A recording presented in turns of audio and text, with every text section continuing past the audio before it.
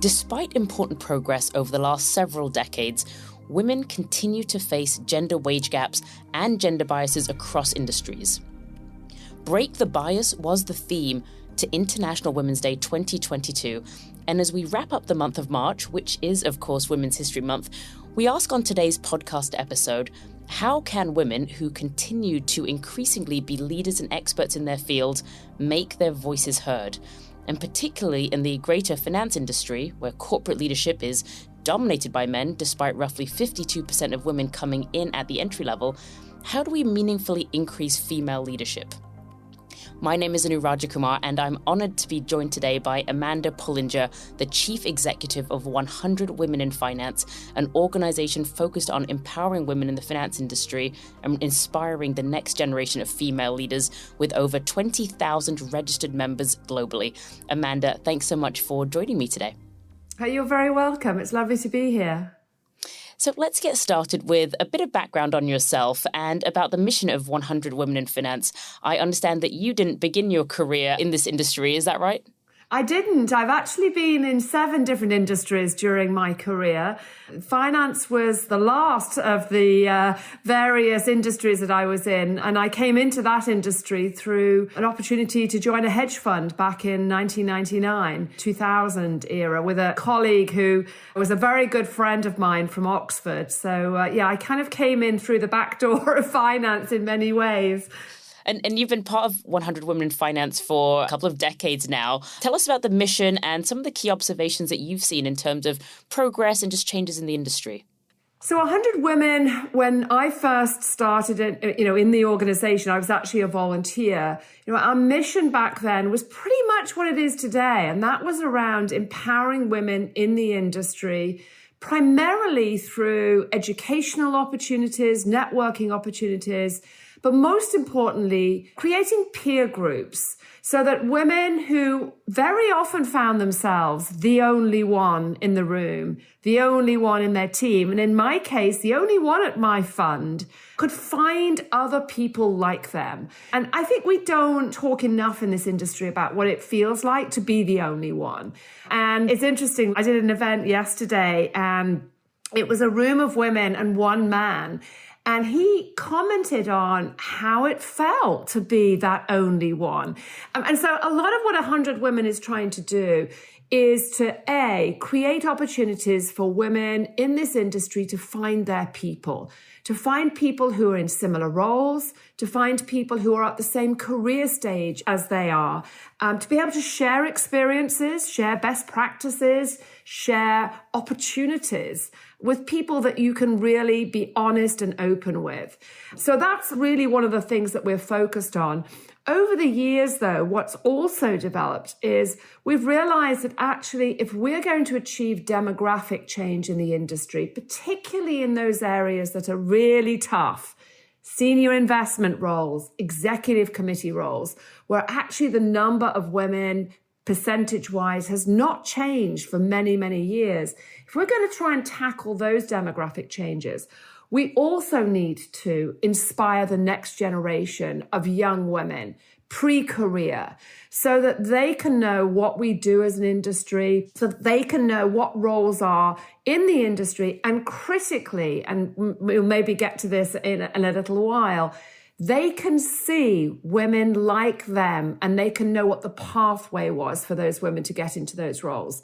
We do a lot around visibility and we can certainly get to that later. But pretty much the mission of the organization is, as it always was, empowering women in the industry. And we've just added this additional piece of inspiring, equipping and advocating for the next generation of women we want to see in this industry, in those difficult to fill roles that we all know about.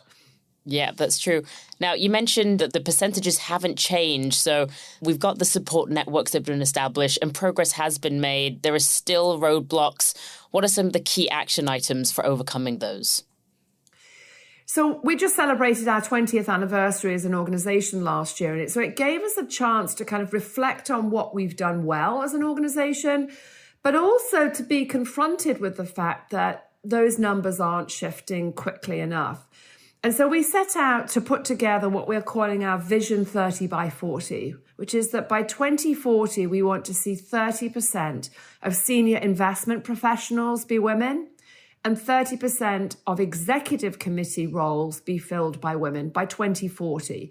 Now, you may say 20 years is a long time, but I actually think one of the reasons that we haven't seen the change we want to see is that we've often confronted this issue with a very short-term perspective and focus.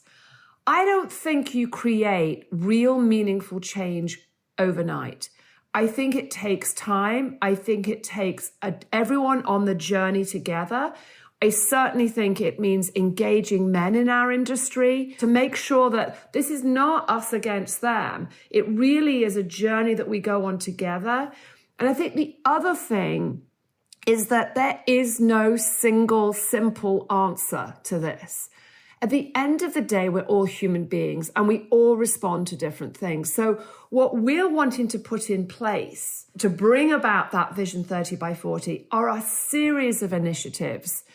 Some of them that we put on, some of them where we see best practices in organizations and we share those best practices with other industry partners.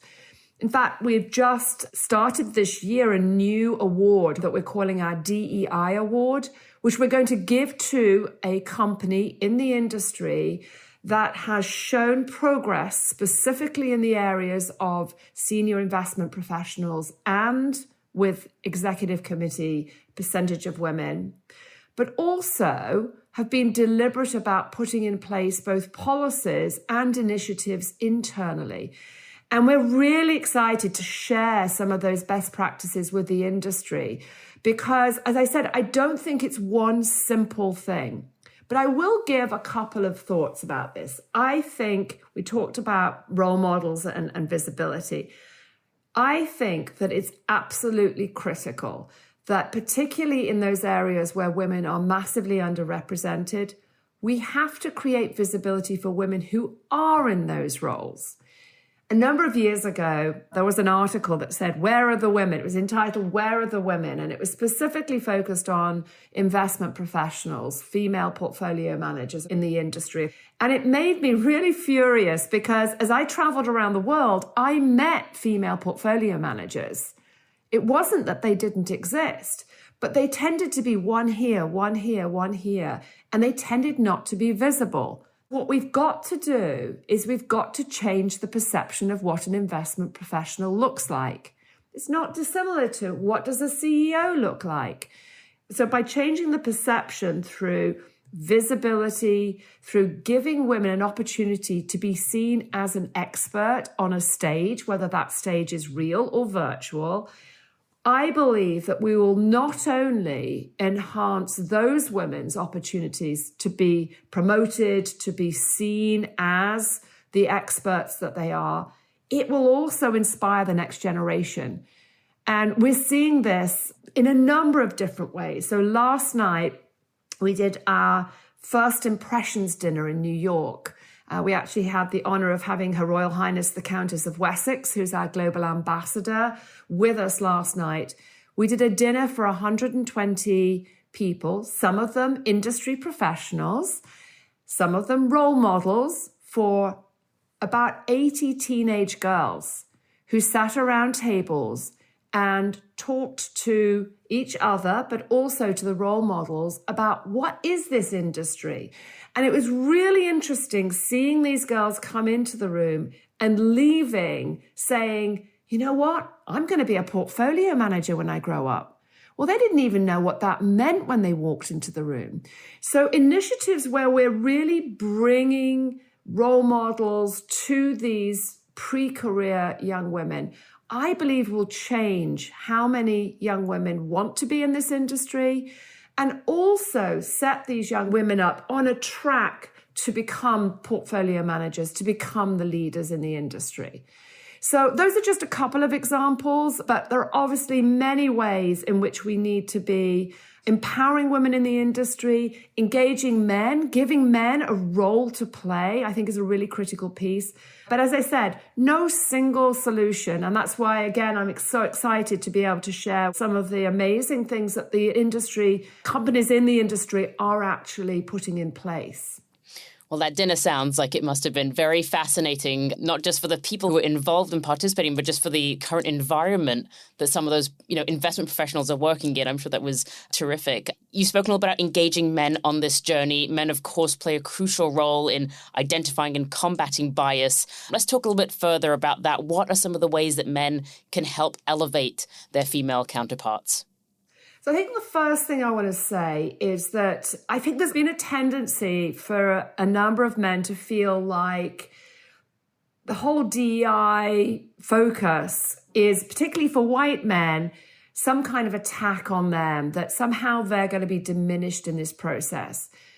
I think the message for men is, number one, actually, if we can create a more diverse workplace where different perspectives are brought to bear, I actually think it's a better place for everybody. I think particularly in an industry like ours, where we're trying to solve for really complex problems, you can't do that by having the same people around the table with the same experiences and the same perspective on things. And so I think, increasing access to everybody, giving everyone opportunities, I think ultimately is good for everybody. I also think, and it's interesting on my travels around the world where I've met with men, I think one of the other big motivators for many men is, particularly if they have daughters or they have nieces, they do want the world to be an equal place. And I think they're often surprised when they come to our events that actually, the world isn't equal yet. And so that often motivates men to say, what can I do? Because I want my daughter, I want the people who are in my life, who are women, to have those opportunities. So a bit of emotional pressure isn't bad either. But let me give you a couple of examples of what I say to men. And then what I would say is that I'm finding increasingly that men want to be helpful, but they often don't know what to do. I think there's a lot of conflicting messages out there. So I actually have a bit of a cheat sheet, 10 ways that men can help move the needle for women in finance. And I often say, if you hand a woman a list, it's patronizing, but men love their lists of things to do, right? So on top of that list, going back to visibility, is what I say to men who want to be helpful is, look at your team, and look at women on your team and find opportunities for them to be visible internally and externally. So if you're a company that sponsors a conference, look at the conference possibilities and find a panel that woman on your team is expert on. And if she is not comfortable going on that panel, find her a communications coach and support her and kind of give her a little push and a nudge to say, I'd love you to do this.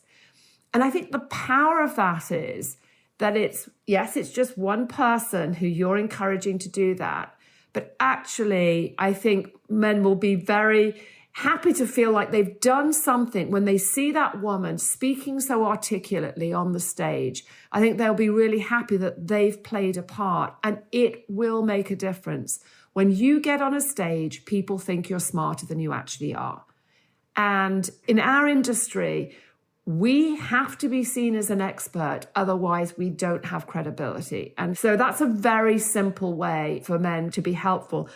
Another way is to be thoughtful about how, and obviously we're now going to be going back into an era where there is networking after work. There are the conversations with a team outside of the workplace.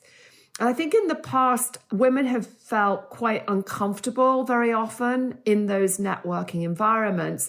And I think what men often forget is that women, I'm not saying that men don't have other responsibilities, but women tend to have a pretty packed life, which is pretty planned out. And so things like going out for drinks after work spontaneously tend not to work for women.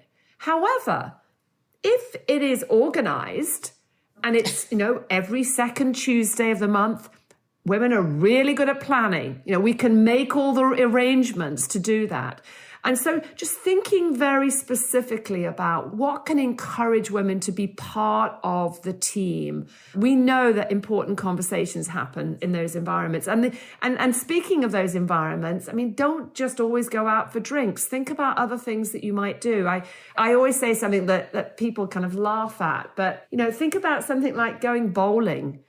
Bowling is great because no one's great at it. No one's training for it. It's better than golf, where you have to dress up and you have to be an expert in golf, or at least women feel they have to be. So thinking, to have men think about what can they do to make those kinds of experiences more inclusive. Being deliberate about being inclusive, I think will make a difference. And the final thing I'll say is there is a wonderful 8-minute animated film that Pixar put together called Pearl, P-U-R-L. And it's the story of the first woman, and it is animated, which I think is brilliant because it kind of takes away any kind of thought that this is an actual workplace. But it's the story of the first woman, Pearl, to join an investment firm called Bro Capital. And it's really her journey from feeling very different to then getting to a place where the second woman joins the firm and seeing how she then takes that role of being that person that can be inclusive. But I really encourage men to watch it and to think what it feels like and what the journey was that Pearl went on and how they might help someone like Pearl through that journey in a less traumatic way than Pearl had to go through it. So again, really, really encourage. It's only 8 minutes, but it actually is incredibly insightful. Yeah, I will definitely have to check out Pearl. That sounds brilliant. And as I was hearing you speak, there's so many nuggets of wisdom that you're sharing. And one that just really, I feel like I'd be remiss if I didn't say I have so much gratitude and recognition for the advocates at Neuberger Berman who encouraged me to be the host of this podcast. And as you're speaking, it reminded me that there were people out there, men and women alike, who both were really encouraging for me to take this role. And I'm greatly appreciative of that. So anyway, another thing I wanted to get your insights on was about how women have managed during the pandemic and some of the shifts and the goals that you've seen about gender gap within the industry because of the coronavirus. What have you seen there? So I think it's a real mixed bag. So on the one hand, I think that women have clearly had to take up more than their fair share of the responsibilities. And I think for those women that haven't necessarily felt comfortable taking back their share of the ability to work on their terms, and by that I mean we've all been in situations with our partners, with our families where, trying to figure out which room are we going to sit in so that we can do our Zoom calls, our conversations, who's going to take care of the kids and do the homework with them while that's happening. So on the one hand, I think those that didn't have the conversations with their partners, I think really suffered. And I think we have lost some of those women. But on the other hand, I think it was a wake-up call to many men about what does happen outside of the workplace and a wake-up to how much responsibility women were taking. And so what I've seen is for those women that have been willing to have that difficult conversation around, hold on a second, you say that you believe in equality and you say that you're supportive of my career. Well, guess what? We're going to have to share the responsibilities here. Actually, I think it's been a real positive. So I think it hasn't been one way or another. Here's the piece that I think is, again, a plus, but a potential worrying factor for me as we come out of the pandemic. And that is around flexibility. So I think we've all appreciated the flexibility of working from home, of being able to perhaps spend more time with our families, doing things that we normally wouldn't be able to do because we were commuting or we were at the dinner in the evening with clients or whatever. So I think, just anecdotally, but obviously there are reports coming out, my sense is that women enjoyed that more than men did in terms of the flexibility.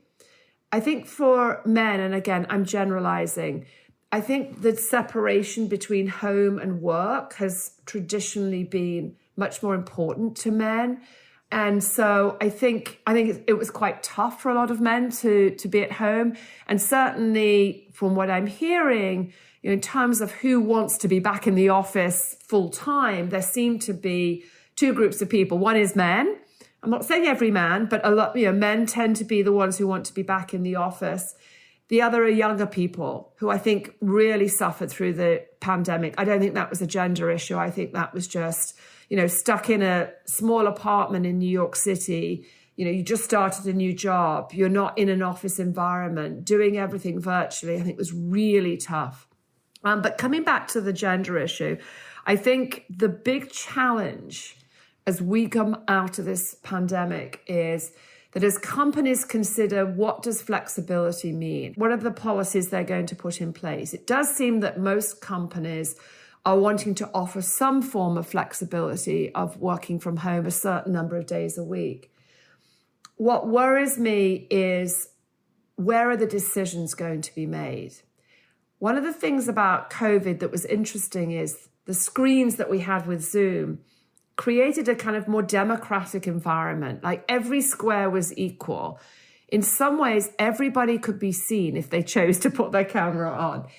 And so the accessibility of people to other colleagues in some ways was greater. You didn't have to be in the office to necessarily get someone's attention.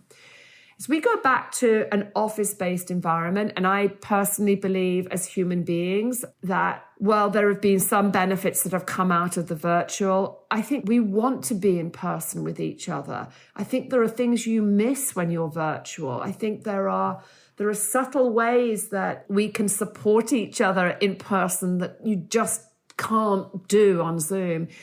And so I think the big question for firms is, how do you ensure that the decisions, the really big strategic decisions, aren't made around the water cooler as they have been in the past, or in those sessions after work, right? How do you ensure that everybody is included in that conversation? And I do worry that if women opt for more flexibility, more working from home, that they're not going to be in a place where their voices are going to be heard during those conversations. So that's something that I've actually mentioned to a number of firms as something that I think we're going to have to watch. So those are just a few of my own perspectives. Yeah, no, I think that's a really important perspective that managers need to be thinking about. How do you ensure inclusion in those strategic decisions? But also, as you mentioned, just understanding the rationale for team members for why they want that flexibility, why they need it. Just looking beyond someone's work responsibilities. There is a lot of life that happens to everyone, men and women, and just thinking about that under the hood and just having a little bit more empathy for people's life situations, I think is very important.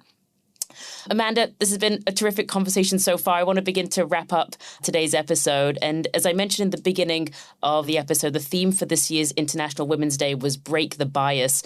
So would love to get your key takeaways for our listeners who want to support breaking that bias across gender, not just in finance, but also just the corporate world at large.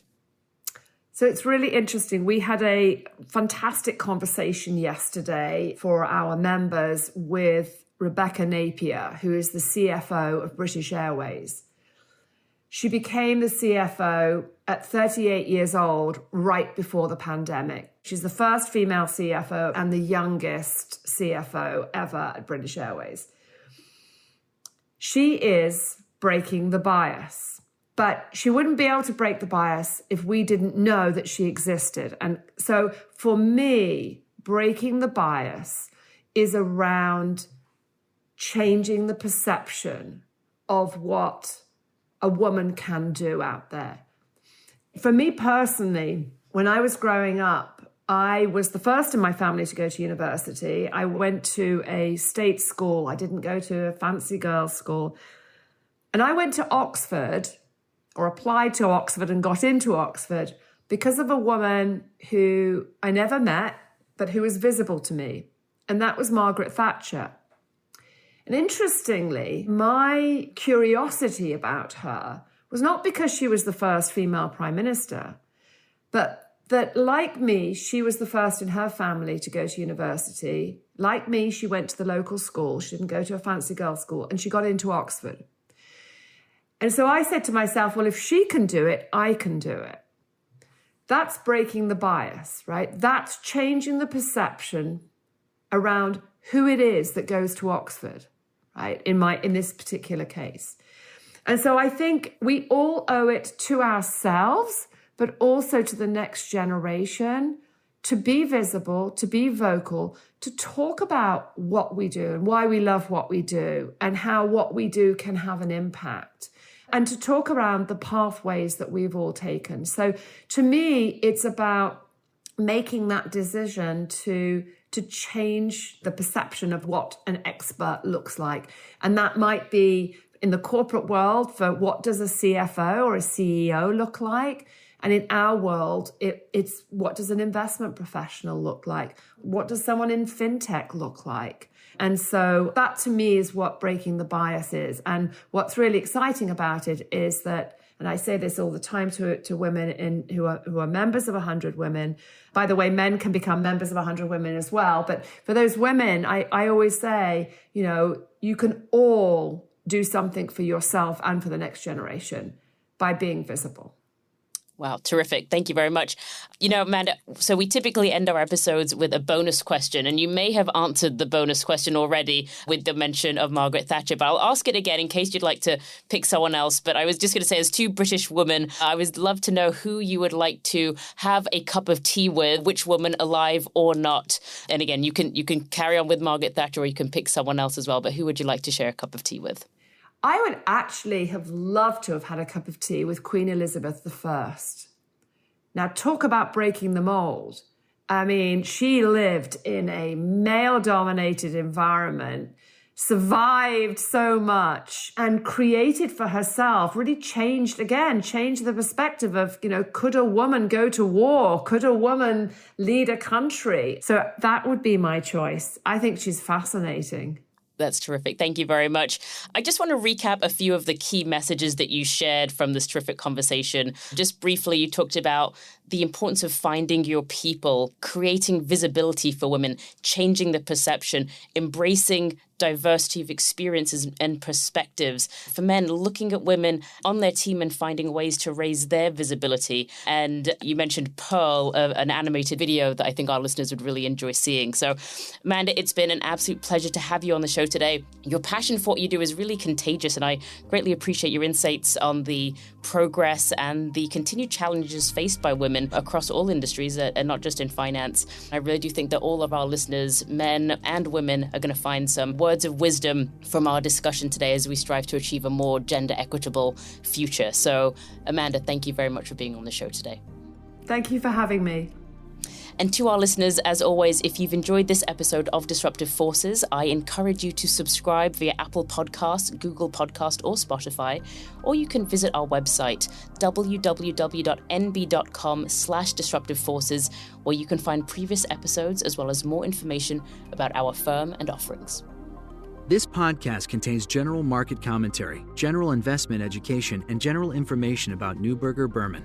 It is for informational purposes only, and nothing herein constitutes investment, legal, accounting, or tax advice, or a recommendation to buy, sell, or hold a security. This communication is not directed at any investor or category of investors, and should not be regarded as investment advice or a suggestion to engage in or refrain from any investment-related course of action. All information is current as of the date of recording, and is subject to change without notice.